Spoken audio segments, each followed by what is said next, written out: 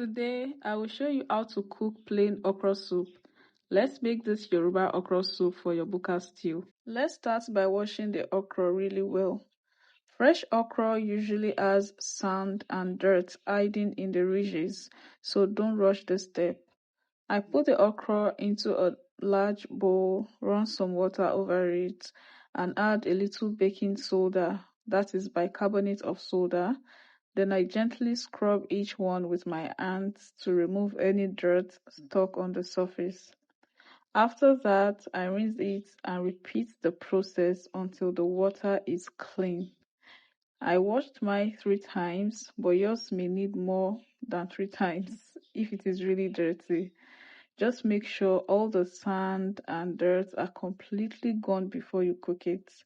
Once the okra is nice and clean, pour it into a sieve and let the excess water drain before you cut it. Now let's talk about cutting our okra.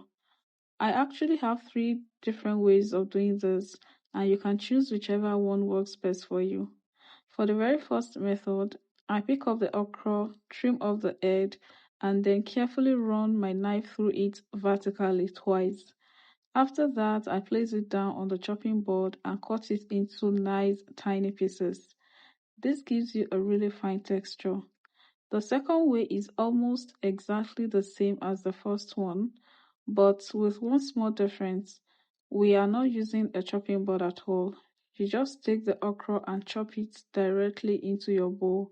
This is great if you want to save time and have fewer dishes to wash later. Now the third style is completely different. For this one, I just slice the okra thinly but horizontally to make bigger chunky pieces. I actually love combining the tiny chopped pieces and the bigger chunky slices together in my okra soup. But listen, you don't have to do it my own way. If you don't like my style of cutting or you find it too stressful, feel free to just use a grater or even a quick pulse in a blender instead. By the way, let me know in the comments below, how do you usually cut your okra? Do you prefer it finely chopped, chunky, or blended? I really want to know if I am the odd one here. One of the most important ingredients in a good okra soup is iru, also known as locust beans. It gives the soup that rich traditional flavor that is hard to replace. I poured locust beans into a bowl, add some water, and wash them thoroughly with my hands. As you wash them, gently rub them together to remove any sticky dirt that may not have been cleaned off during processing. Also keep an eye out for small stones or other bits that may be hiding in them. That being said, some locust beans are processed and packaged very well, so they may not need much washing or washing at all. It depends on the type you have.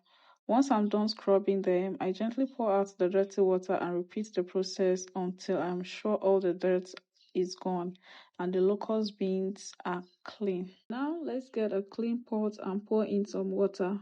You want to use just the right amount for your okra, depending on whether you like your soup thick or a bit loose. Once the water boils, add a pinch of baking soda, also known as bicarbonate of soda. This helps with the texture and keeps it nice and green. Then go ahead and dump in the chopped and sliced okra and give it a good stir. I noticed my own was looking a bit too thick, so I added a little more water to loosen it up. Here is a quick tip. When your water boils, before you add the baking soda, you can scoop out a little bit of water if it looks like it's too much.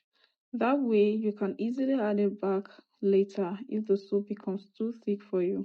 Remember, okra doesn't need to cook for long because we want it to stay a bit crunchy, so be careful not to overcook it. Also, do not cover the pot at all. Just let the okra cook uncovered for about a minute, then give it a good stir. Now we need to add our washed locust beans, seasoning cube and some salt, then stir everything together. We will let it cook for about 1 minute 30 seconds. By the way, you can actually skip the seasoning cube if you want, because this soup tastes amazing with just the locust beans and salt alone. Some people like to add prawns or crayfish, but that is just a modern way of doing it. The true traditional Yoruba ingredients for making this type of okra soup are simply fresh okra, corn, which is potash, iru, and salt. And that is exactly what we did here today.